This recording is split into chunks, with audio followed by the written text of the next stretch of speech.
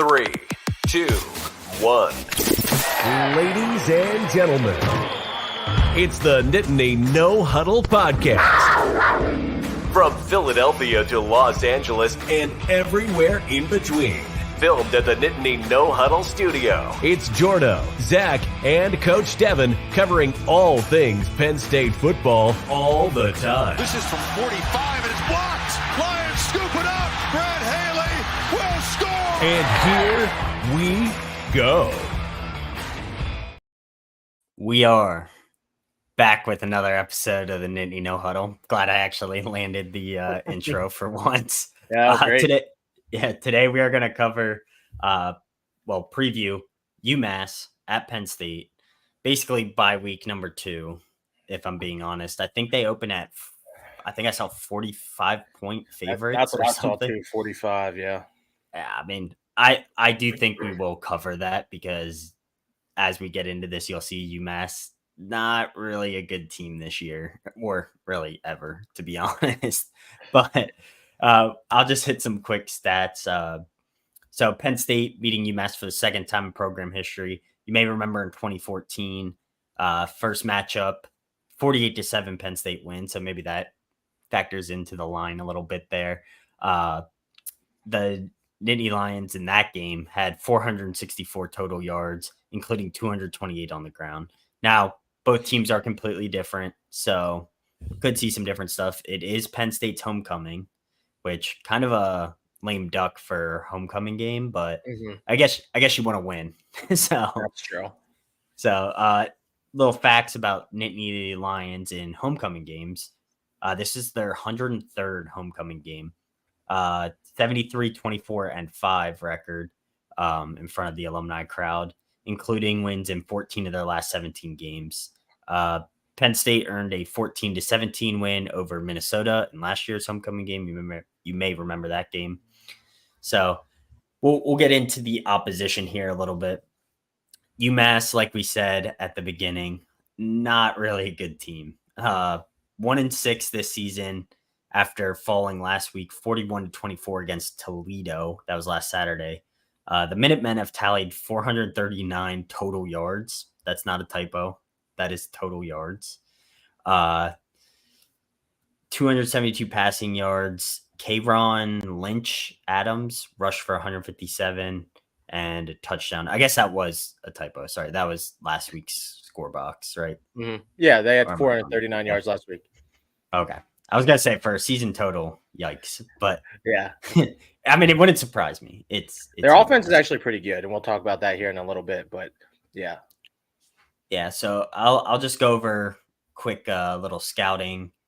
So UMass head coach Don Brown, this is his second year. He took over in November 22 or 22nd of 2021. Sorry, misread that. Like we said, they're 1-6. Their only win is against New Mexico in their opener. So they started 1-0, but not great from there.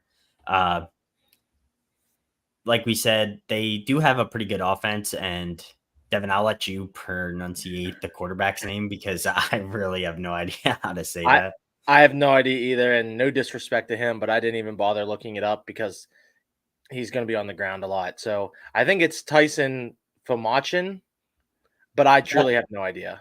That makes sense. And if you're watching live, I don't think we have any live viewers right now, but yeah, that is a heck of a good last name there. Yeah.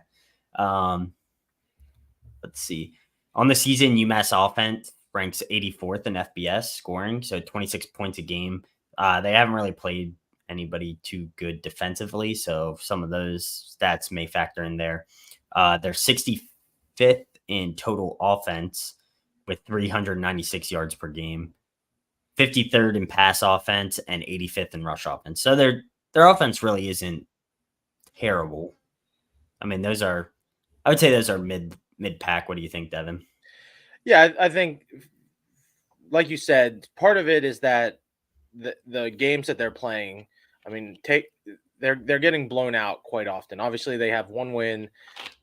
They lost to Eastern Michigan by 2 points. They lost to New Mexico in overtime. But you look at Auburn, Miami of Ohio, Arkansas State, and Toledo. Those are all 20-point blowouts. So they're able to get some offense in those games when games are out of hand. Specifically, like that Auburn game is one thing that I noticed. Well, and what do you have the score for the Auburn game?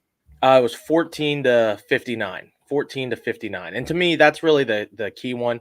Obviously, you look at some of their other games, and Toledo has a pretty good team this year. Miami of Ohio is decent this year. But the fact that they went to Auburn and lost by 35 points, I think that's really all you need to say, is because Auburn is obviously definitely improved from last year, but they're still not very good. Yeah. They did just almost beat Georgia, I guess. Yeah, but still. All right. So just looking, I don't know if you have anything else you want to talk about on offense. I have some specifics on offense. I do think that their offense is impressive numerically. They're putting up a lot of digits, and they are very, very explosive. It will not surprise me at all if UMass finds a way to score 14 or even 21 points, simply because they break these big plays in all their games. They're number 2 in FBS, in all of FBS, number 2 with 50-yard plays. So you think back to like that Delaware game. I think UMass and Delaware are probably pretty comparable. I would say you would hope that UMass would be a hair better, but I actually think Delaware might be a little bit better. And you think about, how did Delaware score? They had that huge long run. I think the same type of thing could happen here. Their skill players are kind of crazy. They have 43 transfers on their roster, which is That's ridiculous. I mean, it's basically Colorado numbers there. That's insane. And Franklin was really high on them in his press conference. He said that he thinks that they have pieces that would start for a lot of teams in the nation. He talked about a couple that they recruited really hard at Penn State, specifically that quarterback. And again, I don't want to butcher his name anymore because I feel disrespectful. But they recruited him hard out of high school. He ended up at Clemson, was there for 2 years, obviously wasn't going to start at Clemson, transferred to Georgia Tech where he wasn't a starter, and then last year and this year was at UMass. He's completing about 66% of his passes. He threw for 272 against Toledo, threw for 270 against Arkansas State on only 6 incompletions. He can put up some numbers. He's a pretty nice player. He's done some really good things. And then the running back is a Rutgers transfer. He came in from Rutgers last year, Kayron Adams. I have seen it listed Lynch Adams or just Adams, depending on the website. But number 15, Kayron Adams, he's averaging over 5 yards per carry. If you look at their stats, man, they are averaging about 400 yards per game offensively. Yeah. I mean, that does concern you a little bit, I think. Not like hardcore concern you, but I think it's something to keep in mind. And they have a pretty good wide receiver, another transfer, this one from Arizona named Anthony Simpson. He's been averaging about 17 yards a catch, and I just looked at his numbers. He has 33 catches through 7 games. That's a good bit of catches. And like I said, averaging about 17 yards per catch. He has 3 touchdowns. So I think they have some weapons, especially on the skill position. The problem is going to be their offensive line, and our defense should just be able to attack their offensive line a lot. And I don't think Taysom is going to have any time to be able to use these weapons. But it will not surprise me, and I'm going to go out on a limb here and say it will not surprise me at all if this is actually much closer at halftime than it should be. Yeah, that is a possibility. We have started slow. Now, granted, this is a home game, so I would hope that we... And a 3:30 kick, where we seem to be better later kicks. Yeah, I know, right? About damn time. With Kayron Lynch Adams, I don't know if you said this, but he's currently 7th in the nation in total rushing yards. Yeah, I didn't say that, but that's a good point. Yeah. That's he has 661 on the year. And he's 23rd in rushing yards per game with 94.4. So almost averaging 100 a game.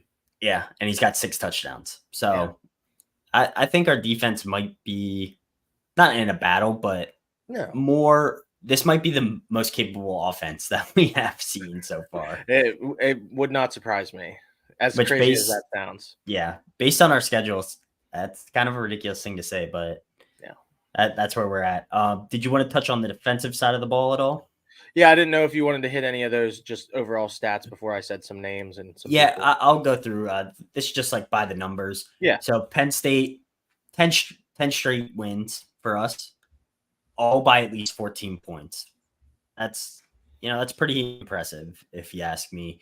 Yeah. No other FBS team has won by 14 points or more. So that's pretty good. I think the second longest streak is 6 games. So that's something to hang your hat on. With 41 points against Northwestern, Penn State has scored at least 30 points in 11 straight games, and it's the longest streak in the nation right now. So we shall see how that is. We do have a comment here from Cause22. Thanks for commenting. Hoping to see Bo play in the second half, but need a blowout for that. Absolutely. And that's kind of what we're hoping for. Yeah. I would love to see Bo get in there and actually sling the ball around. So right. I think this is a game to do that. I'm hoping it's not close at halftime. I really am. But as we previewed their offense, there's a chance we could, it could be close. Just another stat here. Penn State has held its opponents under 100 rushing yards in 4 straight games. So every game but West Virginia, I believe, right? Yes. Yeah. And then 14 different Nittany Lions have recorded at least 1 full sack this season, most among any FBS team. So like we talk about all the time, that depth on defense, that is a crazy stat to me. Yeah, that's having a lot. 14 players record a solo sack, like that's pretty cool. So, All right, I'll let you go ahead and you can preview their defense a bit if you would like. Yeah, so as good as UMass's offense, especially their skill players, as good as they can be, their defense is absolutely terrible. And this is a game where, in his press conference, someone asked asked Franklin about Drew Aller, and it's kind of like this cringy, weird conversation. Did you see that, Jordan, where someone asked him? I did. Yeah, like, why do you ever have a time where you just have to tell Drew to just throw it deep and throw it out? And Franklin's like, no. Why would I ever tell my quarterback to just throw it deep? But it was just like a weird conversation. However, that is something I think most Penn State fans, and us included, will be looking for is has Bo just been super cautious and not Aller, willing to take who did I say? Bo. Sorry. Yeah. Is Drew just being super cautious and not taking these shots because they're not there? Or is he not taking those shots because he's afraid to take those shots? Because I think there's going to be shots to be taken. So UMass ranks 129th in the nation in scoring defense. I don't remember exactly, and maybe you can look this up while I'm talking, Jordan. I think there's like 131 teams. There's 131. One of our commenters a couple weeks ago let me know that. So they're 129th. They give up about 40 points per game. And you just said the stat, Penn State has scored 30 in at least 11 straight games. This is a game where they're going to score in the 30s, the 40s, probably the 50s, if we're being realistic. They're 123rd overall in total defense, giving up over 450 yards per game. Yikes. They're giving up 232 passing yards per game. So this is a game where Aller's going to have his chances. And maybe even more importantly for us as a team is they're giving up 220 rushing yards per game. We have to be able to run the ball. We have not shown that we have the big play ability. We haven't shown that yet this year. This is one where we got to be able to break a couple, and we can't just rely on 3 yards, 5 yards, 2 yards. We need a big game out of Singleton and Allen, or Katron Allen. And with Allen, we don't know his status right now. Yeah, he correct. did come out of the game. Honestly, I would be okay if they just sat him. Yeah, and just play Trey Potts more. Put Trey Potts in that number 2 role. He's seen more than capable. Honestly, He's looked like our best running back in limited carries against second string sometimes, but he definitely has that pop factor. And if you watched my Why We Won't Win the Big Ten or college football playoff, I talk about the running game, and a lot of people were like, do you expect Potts to get more carries? And could he be fighting for that number 1 role? I personally don't see it that way. He was brought in for a specific reason. He knows that. The team knows that. Franklin knows that. I think they just need to find a way to get Singleton to get to that second level and blow the doors off the defense. And granted, the defenses we have played have been very cautious of that. And some of that is Singleton and Allen haven't been able to make that last guy miss. And I think that's the difference between a 15-yard run and a 60-yard run.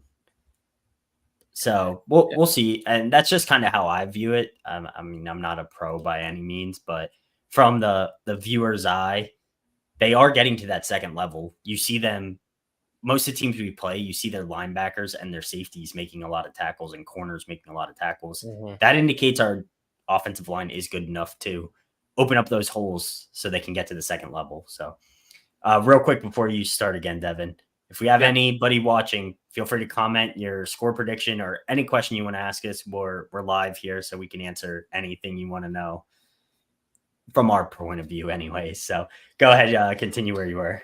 Yeah, so just back to the UMass defense. One thing that is interesting, they have forced 8 turnovers in their 7 games so far. They have 5 interceptions, 2 of which were returned for touchdowns. So that's kind of crazy to me. 5 interceptions and 2 of them are touchdowns. A couple names to be on the lookout for. They have a linebacker, Gerald Johnson. He leads the team overall, 33 tackles. And they have a D tackle that Franklin was really impressed with. He said he's out of Towson, Maryland. He's about 6'3", 315, big kid. He's somebody that Franklin said that they kind of were interested in at one point. He leads the team. He has 8 tackles for loss and 4.5 sacks. So I think he's number 42. He's somebody to just be on the lookout. Is he attacking our offensive line, and is he getting to Drew Aller? They have another D lineman who's well over 300 pounds, Cletus, a great name, Cletus Mathurin. He's from Connecticut. He's over 300 pounds. He's someone to look out for. And then they have another DN. So even though I just said like they have 5 interceptions and their secondary might be okay, they're probably their weakness. They have another kid that Franklin said that they wanted really bad. He ended up at Vanderbilt and now is at UMass.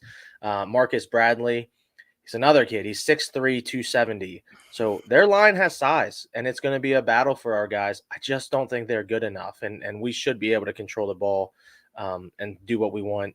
And then one last name to throw out there is their punt returner. I'm looking at his name. Isaac Ross.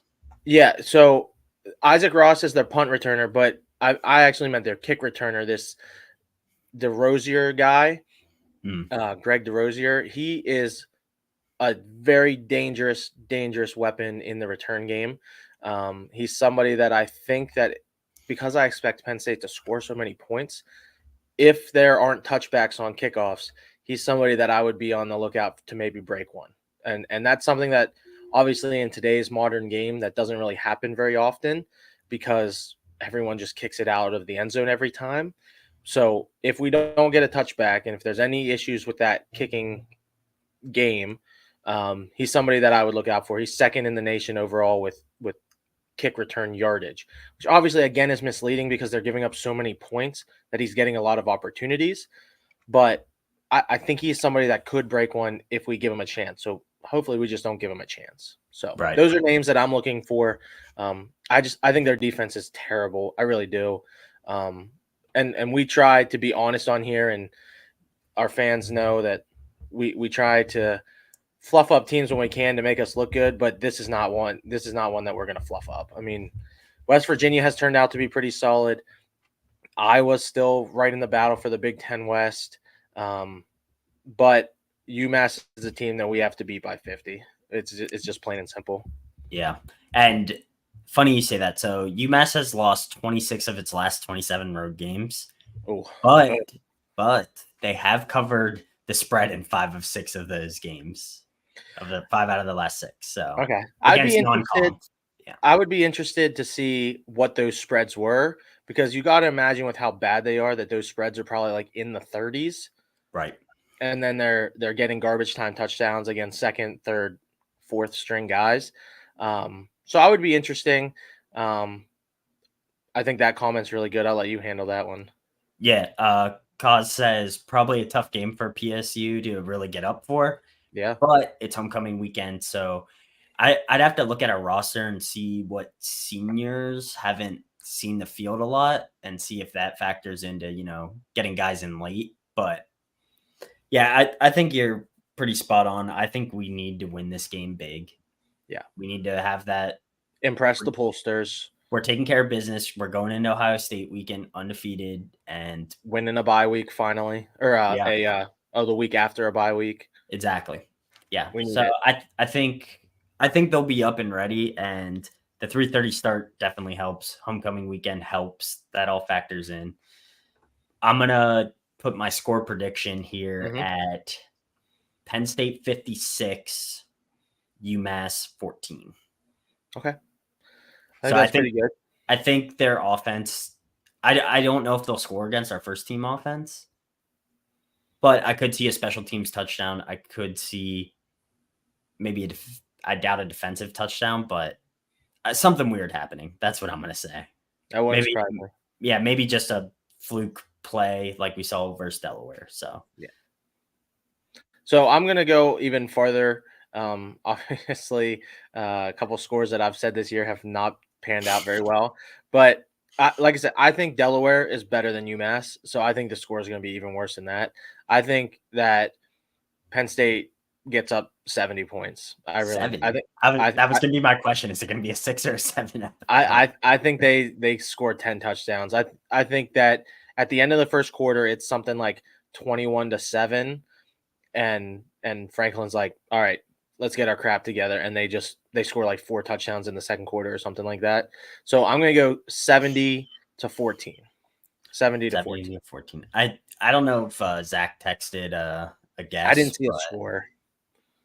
I'm gonna guess he would say, if I had to guess, be like low, like 49-20 or something. Yeah, I was gonna say like 49-17. Yeah, that does sound like a Zach score. So I think that's all we really have for UMass. Unfortunately, it's UMass. Yeah. We're all looking ahead to Ohio State. Cause says 45-10. That seems like a Zach score, actually. I mean, that's probably the most realistic score, but if you watch 10 minutes of UMass football, you feel like Penn State should be able to score 10 touchdowns against them. I mean, It's just, they're bad.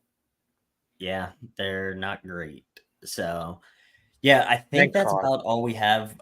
We did our giveaway last week. We had a winner. They responded. So I sent them over the tickets already. I have the parking pass still here. I'm going to ship that out. So moving forward for the next season, we'll be doing this once a season. I'll pick a game and we'll give out tickets for it. So that's kind of concluded. I did get some stickers made here. You can see one on my mic. Got these. We will be selling these hopefully soon. So if you're interested, leave a comment and we can figure out a way to get it to you. But yeah, I think that's about all we have for today, unless you had anything else. I don't think so.